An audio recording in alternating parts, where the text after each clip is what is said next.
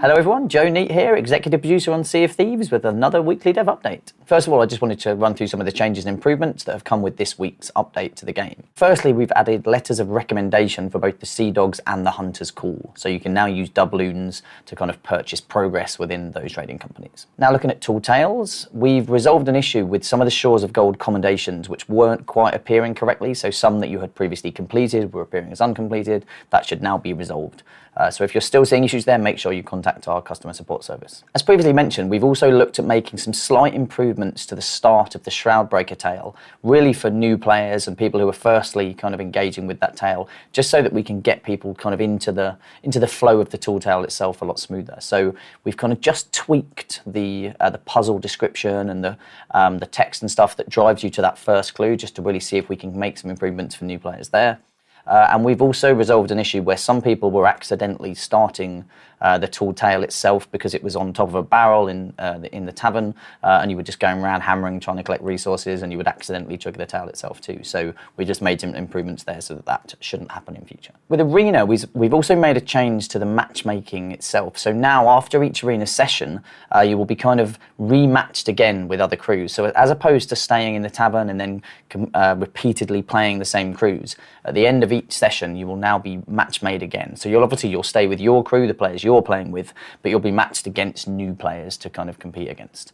So this will improve the speed of the matchmaking itself, and also just address a couple of exploits where we've seen people using the previous system for nefarious purposes. There's also been a bit of balancing to the ship damage system. So we've been looking at feedback and looking at just how that new damage system has been working out in the wild, and we've made a change now so that if you manage to hit another ship's capstan with a cannonball, it will damage the capstan, so it will still knock a kind of arm off that you'll have to fix and replace, but it won't automatically drop the capstan. We were seeing that was a little bit too overpowered, so we've kind of changed that now, and we'll see how that kind of plays out in the wild. We've also fixed the issue where venom balls weren't appearing in the world in Adventure, so you will now be finding those out in the world, so you can annoy people. We also just wanted to acknowledge an issue that has been reported to us kind of via multiple channels, which is that in some of the Tall Tales themselves, in French and in German, we've seen some issues where the translations are making it really hard to complete and understand, and people are having to kind of look up online guides to understand some of the puzzles there. So we're on it, we're working with our localization team, and we want to be getting fixes out ASAP for those. But yeah, thanks for reporting those, and apologies that those made it out into the wild. Obviously, it's a really complex kind of system with all of the different puzzles and the reliance on images and text and stuff for Tall Tales, and unfortunately, just in a few circumstances, that wasn't quite functioning as we hoped. So moving on from that, wanted to talk a little bit about E3, because obviously we just got back from that, as you can tell from my glorious tan, and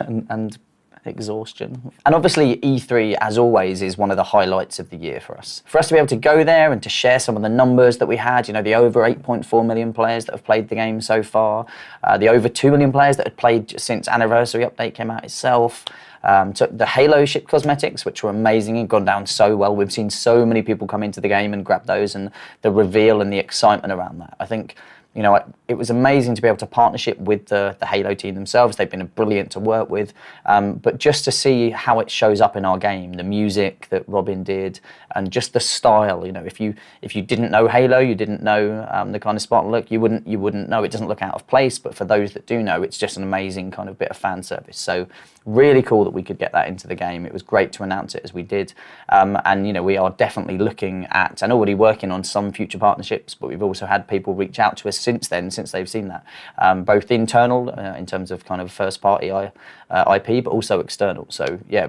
really cool, really looking forward to how we continue to kind of deliver that kind of fan service in the game. The absolute highlight for E3 is obviously when we go to the show, and it's to meet people who play the game, and so to meet people who share their stories and tell us why they've fallen in love with it, or why they've connected with their families, or just the memories and the things that have happened to the game is always the highlight. And the fact that we get to take out kind of a big part of our team out to E3, and that they get to experience it, and there were so many of our team for the first time, it was absolutely incredible. And so for anybody that goes to E3 or anybody that goes to other shows and where there were Rare developers there, please make sure you go and speak to them, and that you share your stories and your memories with them, because it honestly, it reminds us of why we do what we do. And obviously I'm very lucky in that a lot of people come and share their stories with me and they talk to me about it, and they want to say thanks and everything, but do it to everyone. Anyone you see in one of our t-shirts that you know is on the team, you know, it means the world to every single person here to be able to hear that direct from people, because tweets are great, letters are great, everything's great, but that kind of that fan interaction, that interaction with the people playing our game is an incredible moment.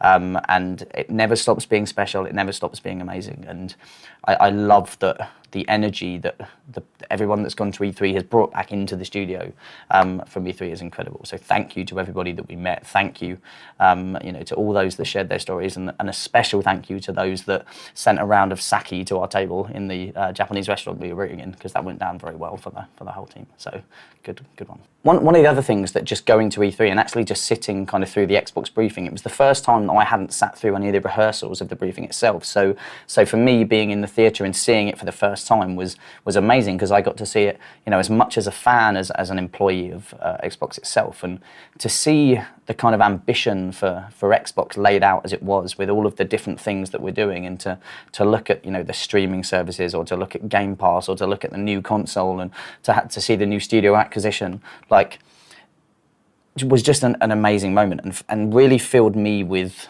ambition and the kind of scope of opportunity that I think we have with Sea of Thieves, because everything that we're doing with Sea of Thieves and the plans we have for the future align so well to the plans that Xbox has kind of moving forward. And so, it's brought, I've come back into the studio with this kind of new energy, even though I'm jet lagged and tired, but I really want to start building kind of the plan bigger and kind of more ambitious than ever we've even thought of before.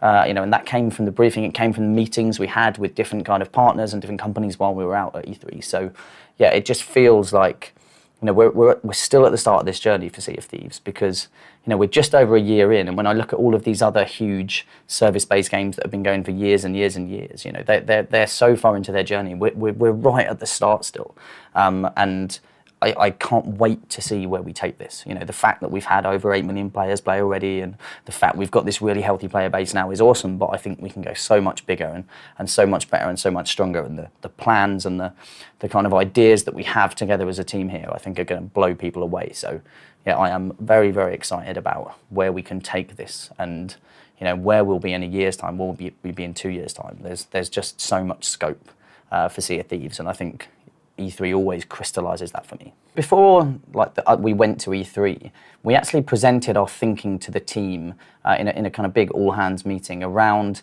the kind of how we want to update the game going forward, and so how we want to deliver regular updates to our players and get into a really solid rhythm of how we're growing and updating the game and giving people things to look forward to on a regular basis, but also doing it in a sustainable way that just makes kind of day-to-day work at Rare and as part of this service, the kind of sustainable, and how we work those two things together, because I think that's kind of our two biggest challenges for Sea of Thieves moving forward. It's how we get into the regular rhythm for our players and how we do it regularly, and it just becomes part of a normal, sustainable day-to-day working for us as a studio.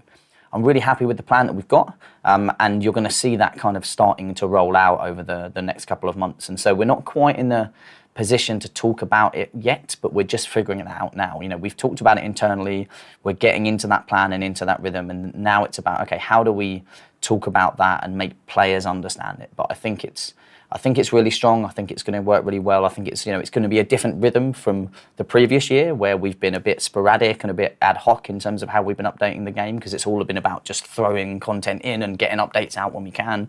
But now I think we can do a much better job of giving people a predictable, regular cadence of things to look forward to, and new things to go do, new rewards to earn. And I think we'll really be into our rhythm within this second year, but at the same time also surprising and delighting people with things that come alongside that too. So not ready to talk about it yet, but the plan is good.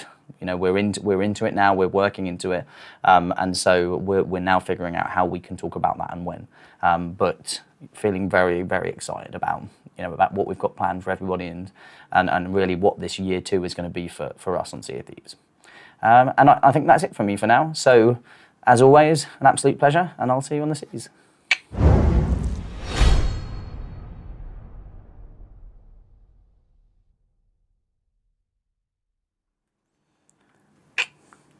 If you liked this week's video, feel free to like, subscribe, or click that little ship's bell.